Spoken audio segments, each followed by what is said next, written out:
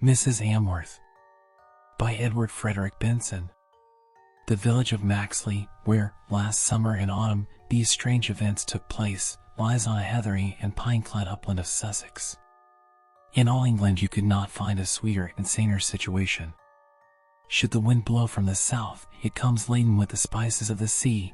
To the east, high downs protect it from the inclemencies of March, and from the west and north the breezes which reach it travel over miles of aromatic forest and heather. The village itself is insignificant enough in point of population, but rich in amenities and beauty.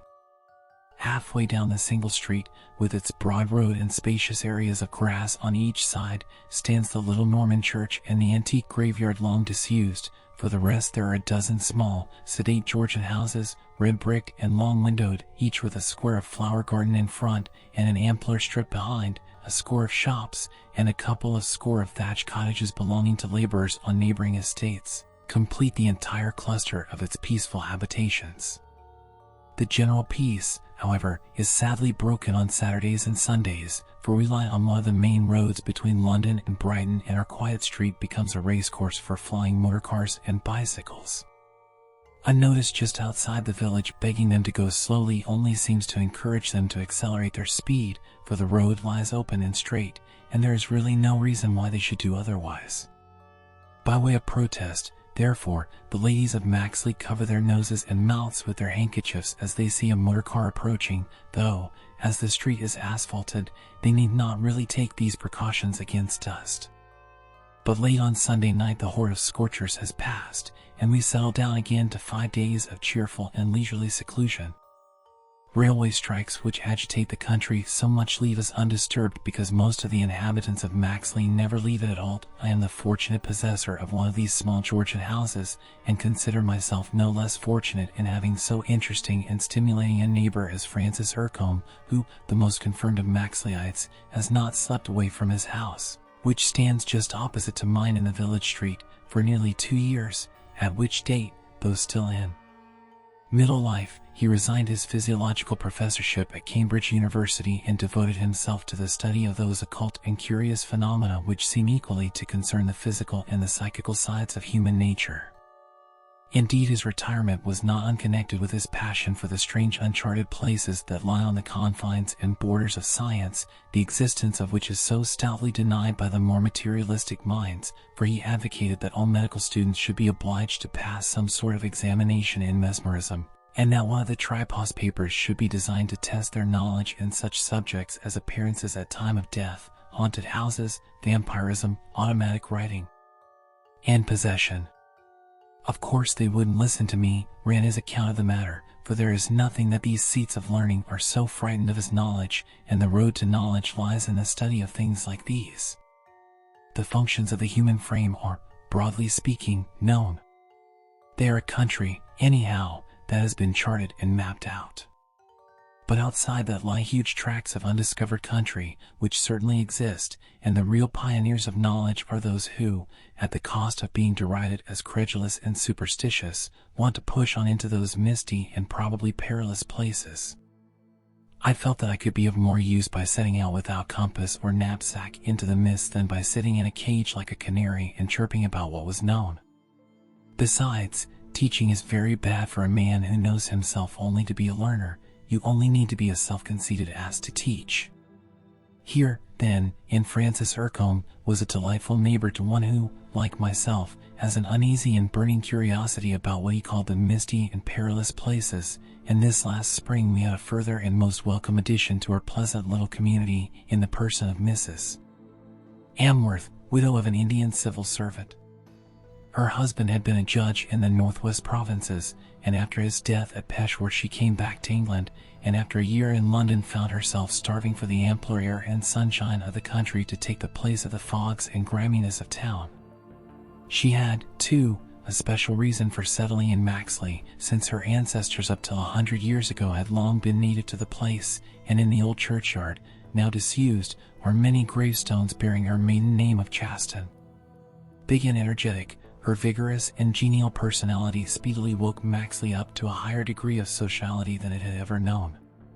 Most of us were bachelors or spinsters or elderly folk not much inclined to exert ourselves in the expense and effort of hospitality, and hitherto the gaiety of a small tea party with bridge afterwards and goloshes when it was wet, to trip home and again for a solitary dinner, was about the climax of our festivities. But Mrs. Amworth showed us a more gregarious way, and set an example of luncheon parties and little dinners, which we began to follow. On other nights when no such hospitality was on foot, a lone man like myself found it pleasant to know that a call on the telephone to Mrs.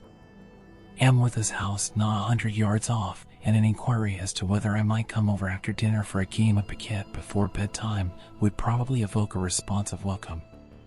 There she would be, with a comrade-like eagerness for companionship, and there was a glass of port and a cup of coffee and a cigarette and a game of piquet. She played the piano, too, in a free and exuberant manner, and had a charming voice and sang to her own accompaniment, and as the days grew long and the light lingered late, we played our game in her garden, which in the course of a few months she had turned from being a nursery for slugs and snails into a glowing patch of luxuriant blossoming.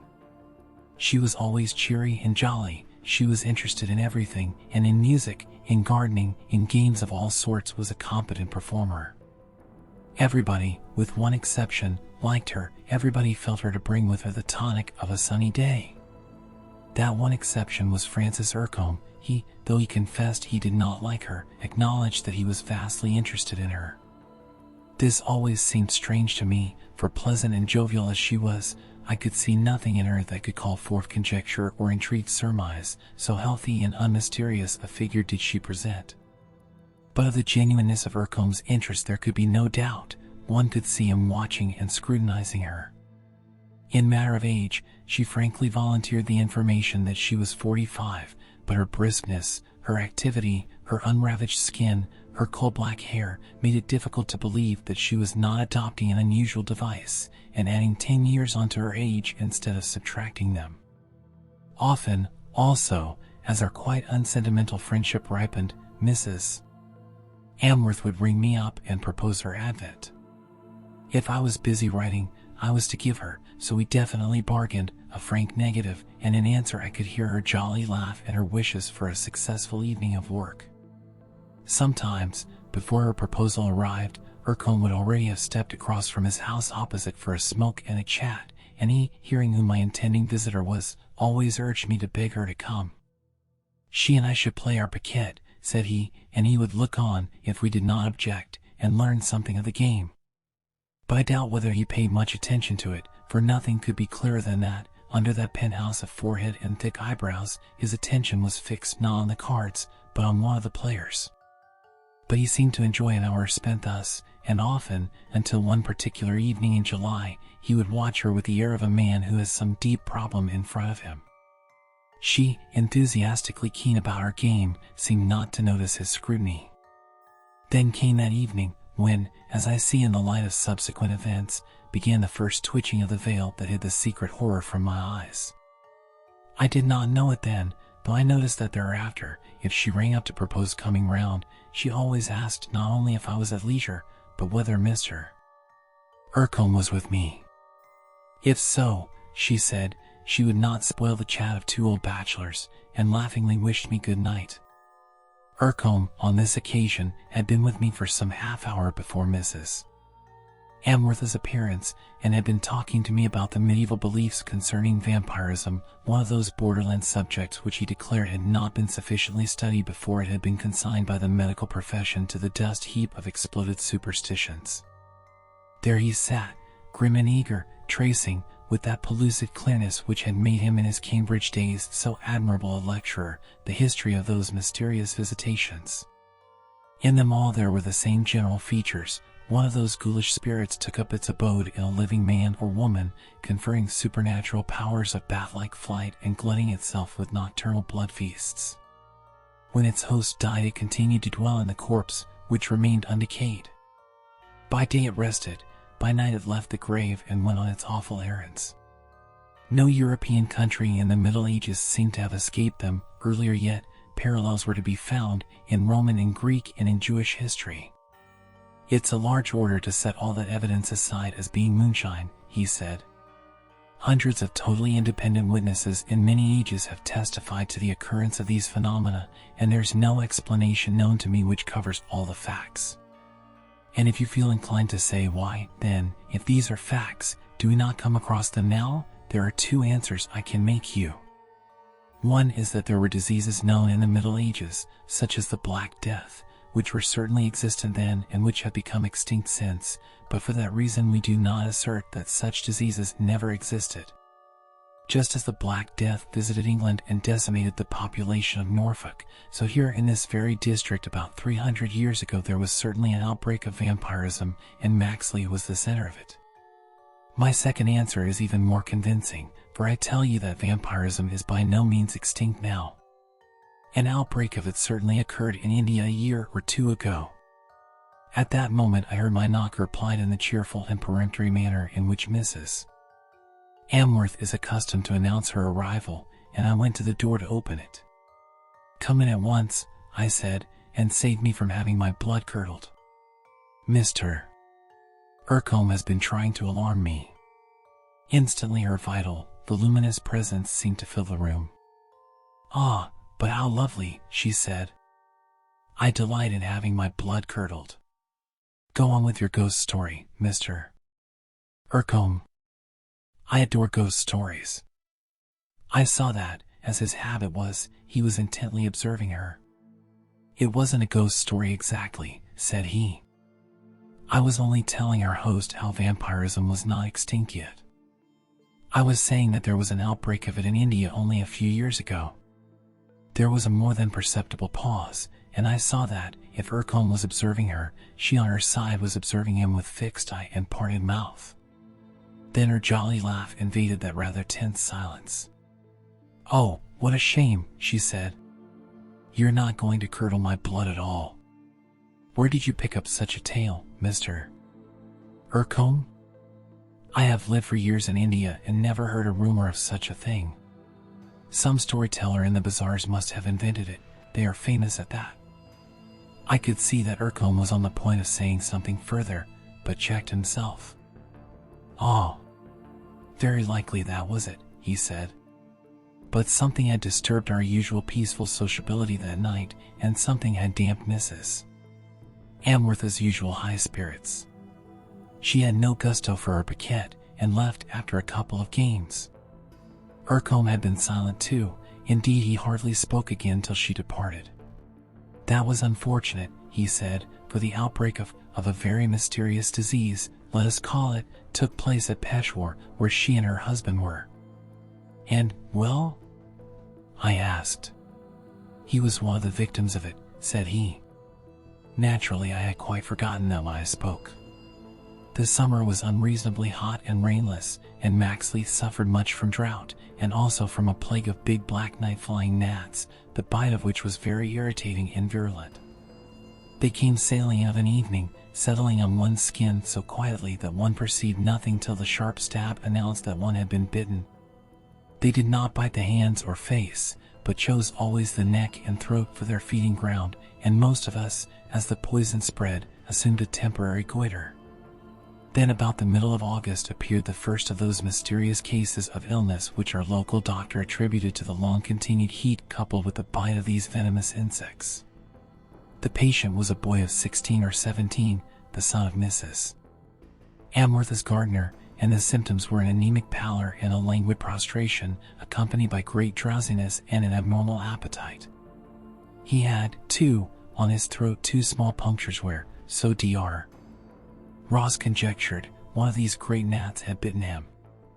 But the odd thing was that there was no swelling or inflammation round the place where he had been bitten. The heat at this time had begun to abate, but the cooler weather failed to restore him, and the boy, in spite of the quantity of good food which he so ravenously swallowed, wasted away to a skin-clad skeleton. I met Dr. Ross in the street one afternoon about this time, and in answer to my inquiries about his patient he said that he was afraid the boy was dying. The case, he confessed, completely puzzled him. Some obscure form of pernicious anemia was all he could suggest. But he wondered whether Mr. Ercombe would consent to see the boy, on the chance of his being able to throw some new light on the case, and since Ercombe was dining with me that night, I proposed to Dr. Ross to join us. He could not do this, but said he would look in later. When he came, Ercombe at once consented to put his skill at the other's disposal, and together they went off at once. Being thus shorn of my sociable evening, I telephoned to Mrs. Amworth to know if I might inflict myself on her for an hour. Her answer was a welcoming affirmative, and between piquet and music the hour lengthened itself into 2. She spoke of the boy who was lying so desperately and mysteriously ill, and told me that she had often been to see him, taking him nourishing and delicate food. But today, and her kind eyes moistened as she spoke, she was afraid she had paid her last visit. Knowing the antipathy between her and Ercombe, I did not tell her that he had been called into consultation, and when I returned home she accompanied me to my door for the sake of a breath of night air, and in order to borrow a magazine which contained an article on gardening which she wished to read. "Ah, this delicious night air," she said, luxuriously sniffing in the coolness. "Night air and gardening are the great tonics. There is nothing so stimulating as bare contact with rich Mother Earth. You are never so fresh as when you have been grubbing in the soil, black hands, black nails, and boots covered with mud." She gave her great jovial laugh. "I'm a glutton for air and earth," she said. "Positively I look forward to death, for then I shall be buried and have the kind earth all round me. No leaden caskets for me, I have given explicit directions. But what shall I do about air? Well, I suppose one can't have everything. The magazine? 1,000 thanks, I will faithfully return it. Good night, garden and keep your windows open, and you won't have anemia."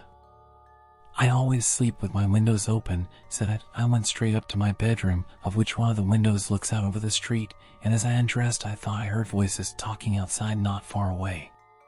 But I paid no particular attention, put out my lights, and falling asleep plunged into the depths of a most horrible dream, distortedly suggested no doubt by my last words with Mrs. Amworth. I dreamed that I woke and found that both my bedroom windows were shut.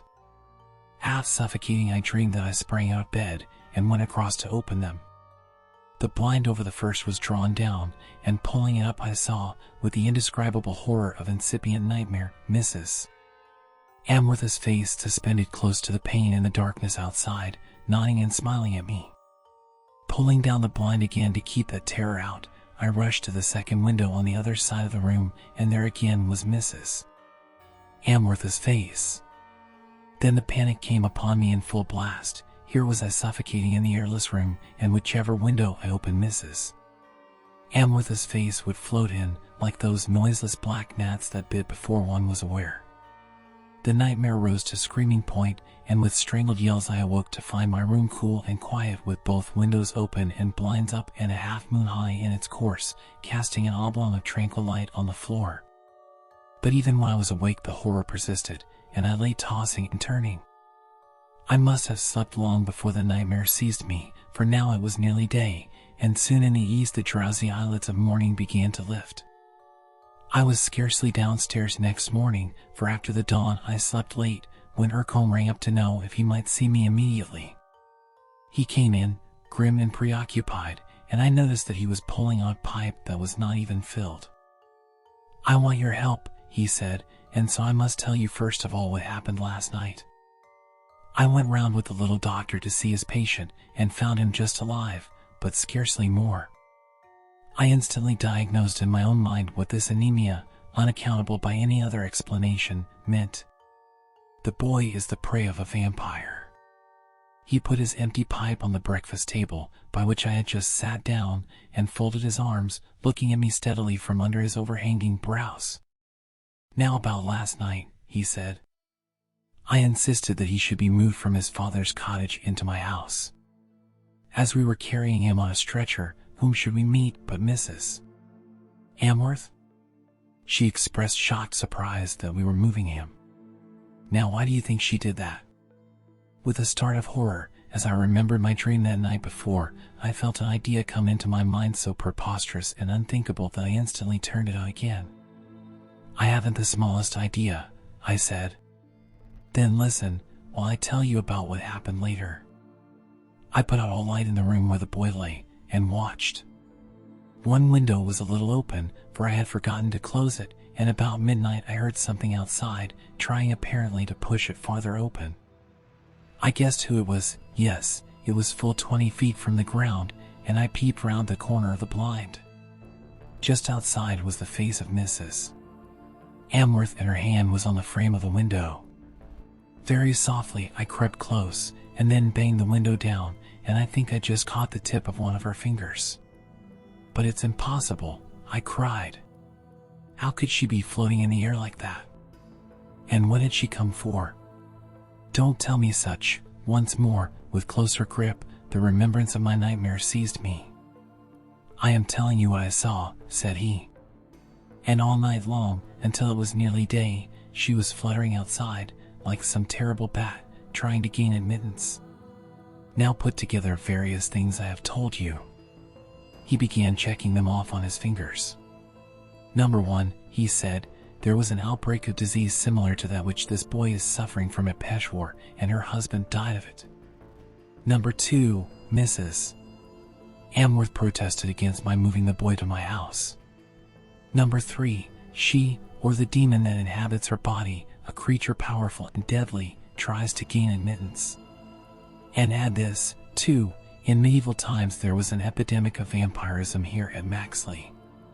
The vampire, so the accounts run, was found to be Elizabeth Chaston. I see you remember Mrs. Amworth's maiden name. Finally, the boy is stronger this morning. He would certainly not have been alive if he had been visited again. And what do you make of it?" There was a long silence, during which I found this incredible horror assuming the hues of reality. "I have something to add," I said, "which may or may not bear on it. You say that the spectre went away shortly before dawn." "Yes." I told him of my dream, and he smiled grimly. "Yes, you did well to awake," he said. "That warning came from your subconscious self, which never wholly slumbers, and cried out to you of deadly danger. For 2 reasons, then, you must help me, 1 to save others, the 2nd to save yourself." "What do you want me to do?" I asked. "I want you first of all to help me in watching this boy, and ensuring that she does not come near him. Eventually, I want you to help me in tracking the thing down, in exposing and destroying it. It is not human, it is an incarnate fiend. What steps we shall have to take I don't yet know." It was now 11 of the forenoon, and presently I went across to his house for a 12-hour vigil while he slept, to come on duty again that night, so that for the next 24 hours either Ercombe or myself was always in the room where the boy, now getting stronger every hour, was lying. The day following was Saturday, and a morning of brilliant, pellucid weather, and already when I went across to his house to resume my duty the stream of motors down to Brighton had begun. Simultaneously I saw Ercombe with a cheerful face, which boded good news of his patient, coming out of his house, and Mrs. Amworth, with a gesture of salutation to me and a basket in her hand, walking up the broad strip of grass which bordered the road. There we all 3 met. I noticed, and saw that Ercombe noticed it too, that one finger of her left hand was bandaged. "Good morning to you both," said she. "And I hear your patient is doing well, Mr. Ercombe.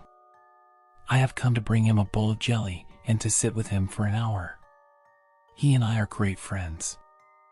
I am overjoyed at his recovery." Ercombe paused a moment, as if making up his mind, and then shot out a pointing finger at her. "I forbid that," he said. "You shall not sit with him or see him. And you know the reason as well as I do. I have never seen so horrible a change pass over a human face as that which now blanched hers to the color of a gray mist." She put up her hand as if to shield herself from that pointing finger, which drew the sign of the cross in the air, and shrank back cowering onto the road. There was a wild hoot from a horn, a grinding of brakes, a shout, too late, from a passing car, and one long scream suddenly cut short. Her body rebounded from the roadway after the first wheel had gone over it, and the second followed. It lay there, quivering and twitching, and was still. She was buried 3 days afterwards in the cemetery outside Maxley, in accordance with the wishes she had told me that she had devised about her interment, and the shock which her sudden and awful death had caused to the little community began by degrees to pass off. To 2 people only, Ercombe and myself, the horror of it was mitigated from the first by the nature of the relief that her death brought, but, naturally enough, we kept our own counsel, and no hint of what greater horror had been thus averted was ever let slip. But, oddly enough, so it seemed to me, he was still not satisfied about something in connection with her, and would give no answer to my questions on the subject. Then, as the days of a tranquil mellow September and the October that followed began to drop away like the leaves of the yellowing trees, his uneasiness relaxed. But before the entry of November, the seeming tranquility broke into hurricane. I had been dining one night at the far end of the village, and about 11 o'clock was walking home again. The moon was of an unusual brilliance, rendering all that it shone on as distinct as in some etching. I had just come opposite the house which Mrs. Amworth had occupied, where there was a board up telling that it was to let, when I heard the click of her front gate, and next moment I saw, with a sudden chill and quaking of my very spirit, that she stood there. Her profile, vividly illuminated, was turned to me, and I could not be mistaken in my identification of her. She appeared not to see me, indeed the shadow of the yew hedge in front of her garden enveloped me in its blackness, and she went swiftly across the road, and entered the gate of the house directly opposite. There I lost sight of her completely. My breath was coming in short pants as if I had been running, and now indeed I ran, with fearful backward glances, along the 100 yards that separated me from my house and Ercombe's. It was to his that my flying steps took me, and next minute I was within. "What have you come to tell me?" he asked. "Or shall I guess?" "You can't guess," said I. "No, it's no guess. She has come back and you have seen her. Tell me about it." I gave him my story. "That's Major Pearsall's house," he said. "Come back with me there at once." "But what can we do?" I asked. "I've no idea. That's what we have got to find out." A minute later, we were opposite the house. When I had passed it before, it was all dark. Now lights gleamed from a couple of windows upstairs. Even as we faced it, the front door opened, and next moment Major Pearsall emerged from the gate. He saw us and stopped. "I'm on my way to Dr. Ross," he said quickly. "My wife has been taken suddenly ill. She had been in bed an hour when I came upstairs, and I found her white as a ghost and utterly exhausted. She had been to sleep, it seemed, but you will excuse me." "One moment, Major," said Ercombe. "Was there any mark on her throat?" "How did you guess that?" said he. "There was. One of those beastly gnats must have bitten her twice there. She was streaming with blood." "And there's someone with her?" asked Ercombe. "Yes, I roused her maid." He went off, and Ercombe turned to me. "I know now what we have to do," he said. "Change your clothes, and I'll join you at your house." "What is it?" I asked. "I'll tell you on our way. We're going to the cemetery." He carried a pick, a shovel, and a screwdriver when he rejoined me, and wore round his shoulders a long coil of rope. As we walked, he gave me the outlines of the ghastly hour that lay before us. "What I have to tell you," he said, "will seem to you now too fantastic for credence, but before dawn we shall see whether it outstrips reality. By a most fortunate happening, you saw the spectre, the astral body, whatever you choose to call it, of Mrs. Amworth, going on its grisly business, and therefore, beyond doubt, the vampire spirit which abode in her during life animates her again in death. That is not exceptional. Indeed, all these weeks since her death I have been expecting it. If I am right, we shall find her body undecayed and untouched by corruption." "But she has been dead nearly 2 months," said I. "If she had been dead 2 years it would still be so, if the vampire has possession of her. So remember, whatever you see done, it will be done not to her, who in the natural course would now be feeding the grasses above her grave, but to a spirit of untold evil and malignancy, which gives a phantom life to her body." "But what shall I see done?" said I. I will tell you. We know that now, at this moment, the vampire clad in her mortal semblance is out, dining out. But it must get back before dawn, and it will pass into the material form that lies in her grave. We must wait for that, and then with your help I shall dig up her body. If I am right, you will look on her as she was in life, with the full vigor of the dreadful nutriment she has received pulsing in her veins. And then, when dawn has come, and the vampire cannot leave the lair of her body, I shall strike her with this, and he pointed to his pick, through the heart, and she, who comes to life again only with the animation the fiend gives her, she and her hellish partner will be dead indeed. Then we must bury her again, delivered at last. We had come to the cemetery, and in the brightness of the moonshine there was no difficulty in identifying her grave. It lay some 20 yards from the small chapel, in the porch of which, obscured by shadow, we concealed ourselves. From there we had a clear and open side of the grave, and now we must wait till its infernal visitor returned home. The night was warm and windless, yet even if a freezing wind had been raging I think I should have felt nothing of it, so intense was my preoccupation as to what the night and dawn would bring. There was a bell in the turret of the chapel that struck the quarters of the hour, and it amazed me to find how swiftly the chimes succeeded one another. The moon had long set, but a twilight of stars shone in a clear sky when 5 o'clock of the morning sounded from the turret. A few minutes more passed, and then I felt Ercombe's hand softly nudging me, and looking out in the direction of his pointing finger, I saw that the form of a woman, tall and large in build, was approaching from the right. Noiselessly, with a motion more of gliding and floating than walking, she moved across the cemetery to the grave which was the center of our observation. She moved round it as if to be certain of its identity, and for a moment stood directly facing us.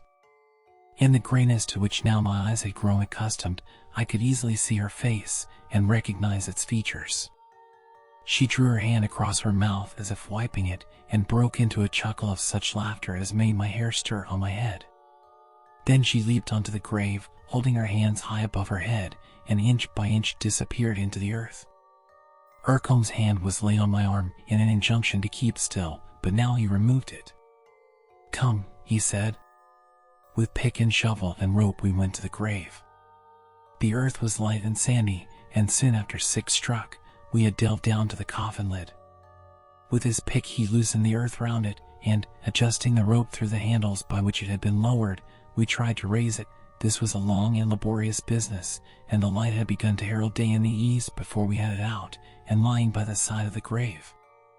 With his screwdriver he loosed the fastenings of the lid, and slid it aside, and standing there we looked on the face of Mrs. Amworth. The eyes, once closed in death, were open, the cheeks were flushed with color, the red, full-lipped mouth seemed to smile. "One blow and it is all over," he said. "You need not look." Even as he spoke he took up the pick again, and, laying the point of it on her left breast, measured his distance. And though I knew what was coming I could not look away. He grasped the pick in both hands, raised it an inch or two for the taking of his aim, and then with full force brought it down on her breast. A fountain of blood, though she had been dead so long, spouted high in the air, falling with the thud of a heavy splash over the shroud, and simultaneously from those red lips came one long, appalling cry, swelling up like some hooting siren, and dying away again. With that, instantaneous as a lightning flash, came the touch of corruption on her face, the color of it faded to ash, the plump cheeks fell in, the mouth dropped.